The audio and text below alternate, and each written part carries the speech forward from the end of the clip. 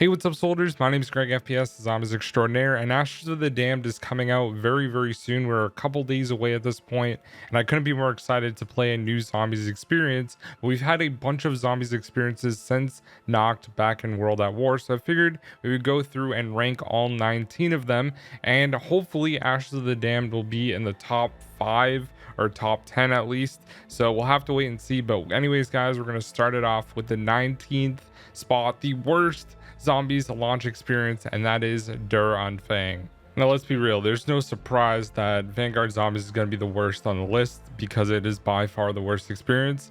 Now I played this when it came out for a while, and I even got the Dark Aether camo, which was horrible. I got it on this map before like Shinonuma released and any other map, so I definitely played it a lot, but I just really did not have fun. I remember playing it within an hour, I was already done, like that famous Milo picture where he was just so disappointed. So it had to be the worst on the list.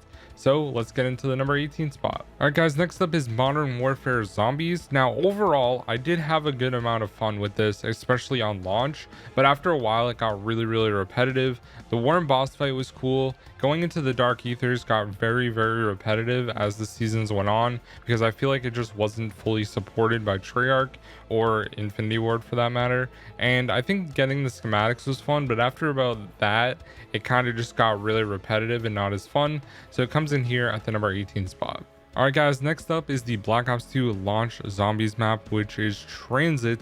Now, I am not a big Transit hater, but I don't think it's that good of a map either. Now, there are parts of it that are good, like Town, and playing like Grief and stuff on Town was fun, but I do think that Transit is just a very lackluster map. They weren't really able to do what they fully envisioned. The Easter egg on both sides, Maxis and Richthofen, are pretty weak, and overall the map just doesn't play well, especially with the part system.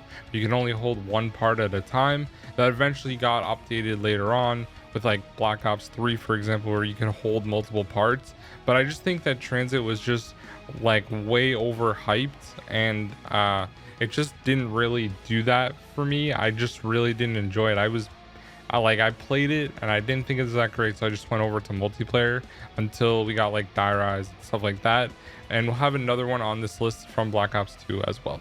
All right, guys, next up is going to be Groston House from World War II Zombies. Now, I thought this was a pretty fun map at launch, and it was pretty challenging as well. Like, once you got to around, I think it was 25, the Stormkrieger spawned, which made it really, really difficult as well. Maybe that was around 50, I can't really remember. But I remember, like, playing the prologue, for example, which was always fun. Like, a good challenge at the start. And I think that Groston House just served as a pretty good survival map. It was so small, the smallest map we've ever had. So that kind of made it a little bit more interesting in my opinion. And it was pretty fun to play at launch for sure. All right, guys, next up is going to be Nacht der Untoten, the first ever Call of Duty Zombies map. And to be honest, Nacht is fun to play from time to time, especially if you're playing World at War version with the flamethrower and things like that. It can be really, really fun. We obviously got the introduction of the ray gun and stuff like that. So it is the first zombies map. I'm also going to include the Black Ops 1 remakes as well with this. Now, those remakes, if you got like the hardened edition, came out at the launch of the game for Black Ops 1. So I kind of wanted to include it in this one. Although some of those maps are really, really good in Black Ops 1, I still think it's not as good as like a fully fledged zombies map. So we're going to keep it here at the number 15 spot. Now it is time for number 14. We're going to Cold War Zombies with Die Machine. Now, I'm going to be honest with you guys. I didn't think Cold War Zombies was that bad in general, but I think Die Machine was just super, super lackluster. Like, the entire Easter egg was really lame. I didn't like the ending, and it was too easy in general to go for high rounds. You could just sit up top of Knocked and just literally go forever with any gun you wanted and get around 100. So there's really no challenge at all whatsoever. So it just seemed like a really like bare bones zombies map that didn't really have that much else to do besides do high rounds and do the Easter egg, which was pretty lame. So in my opinion, it has to be pretty low on the list at number 14. All right, next up, guys, is going to be Classified. Now, I am a huge fan of 5, so having Classified back was pretty good, besides not having the Pentagon Thief, which kind of sucked. But the fact that they made the Winter's Howl a lot more strong, They added that small quest to obtain it, which was cool. And also going to Pack-a-Punch at Area 51 on Moon was also a really cool touch. Plus, it had the Ultimus characters as well, which was great to have in the game as well. And I think the ending was pretty cool where they met up with Primus as well. So I think Classified's a pretty fun map, and it comes in here at the number 13 spot. All right, guys, coming in at number 12 is going to be Nuketown Zombies from Black Ops 2. This was also a pre-order bonus for the season pass, and I think Nuketown was a really fun map. It's not one of those like easy run-of-the-mill maps. You had to wait until the perks dropped and Pack-a-Punch dropped from the sky, and it was completely random. So like one game you could not get jugged to like round 15, whereas maybe in another game you get it on round 4 or 5. So it made it a little bit more like monotonous and interesting because you never knew if you were just going to die because you didn't have jug. You may pack a punch before you even get jug on the map. So there's a lot of fun like little twists that Nuketown had, and I think it was just a really good survival map in general, one of the best we've ever had in zombies.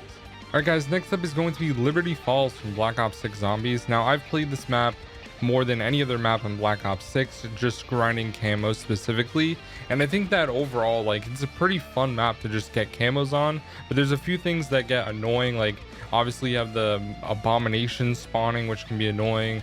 You have all the different enemies that it has on the map. It gets really repetitive really quickly, especially like the manglers, for example. Like every single round you get like 2 or 3, and they did tone it down from launch, but at launch it was like literally unplayable. And I think that the map's good. It has an Easter egg, which is pretty easy, I would say, but overall it's not a bad map, so I would consider it like middle of the road at number 11. Next up is the pre-order bonus for Black Ops 3 Zombies, the Giant. Now, personally, I am a huge fan of the Giant, but I do prefer original Derice in World at War over this version of Derice. Now, in my personal opinion, like even the Chronicles maps, I prefer the originals over all the Chronicles maps, even Moon, because I feel like it takes away from the map and made it so much more different in Black Ops 3 with like gobblegums and stuff like that.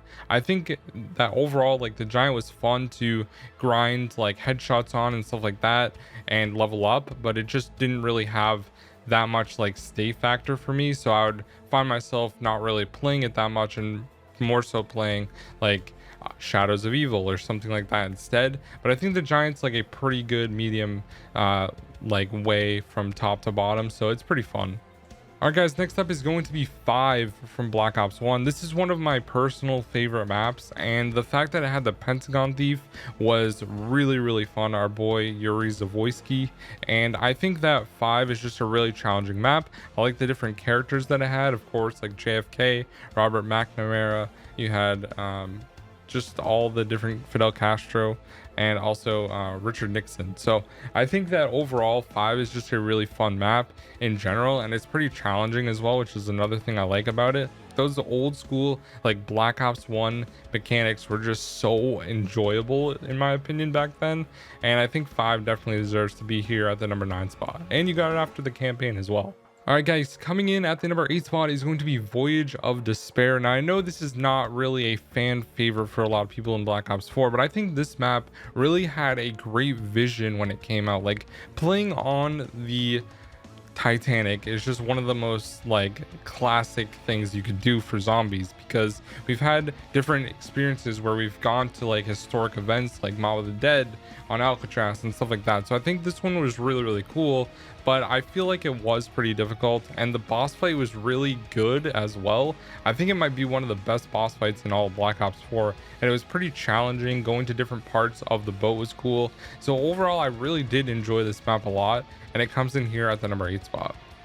Alright guys, coming in at the number 7 spot is going to be the Final Reich. Now I think this is the best World War II Zombies map by far, over like way above everything else. And this map had a casual Easter egg quest and a hardcore Easter egg quest, which I think was implemented extremely well. Like you could do the hardcore version and there would be other steps added on to the casual version, and the Easter egg was just really fun in general. Now it was kind of annoying having to do all the different Tesla guns, and some of them were really hard, like getting that bomb to explode on a panel like way in the back back to get one of the Tesla storms was really annoying and not fun to do.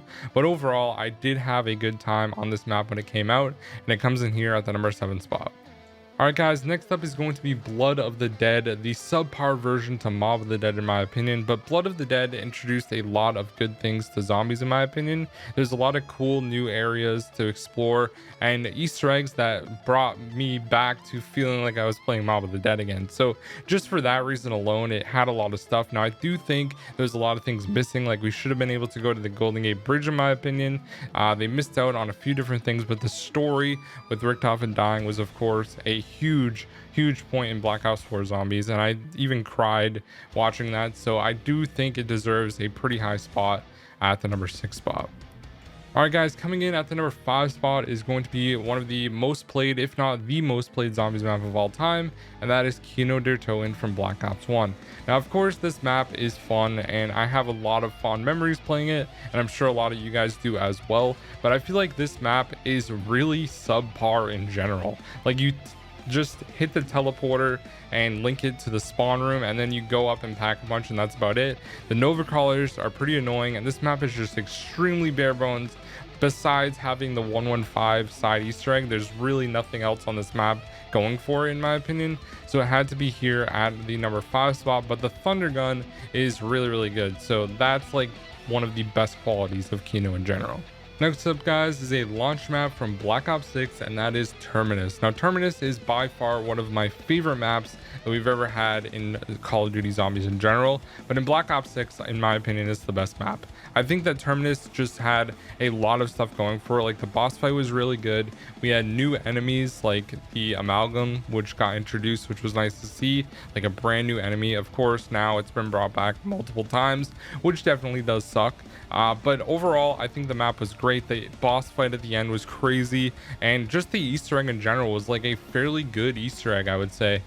Definitely one of the strongest when it comes to Black Ops 6. So for that reason, it comes in here at the number 4 spot. All right, guys, next up is going to be the map 9. Now, 9 is definitely one of my favorite maps from Black Ops 4. I do think Ancient Evil and Dead of the Night are a little bit better, but those aren't launch maps. We're talking only launch maps.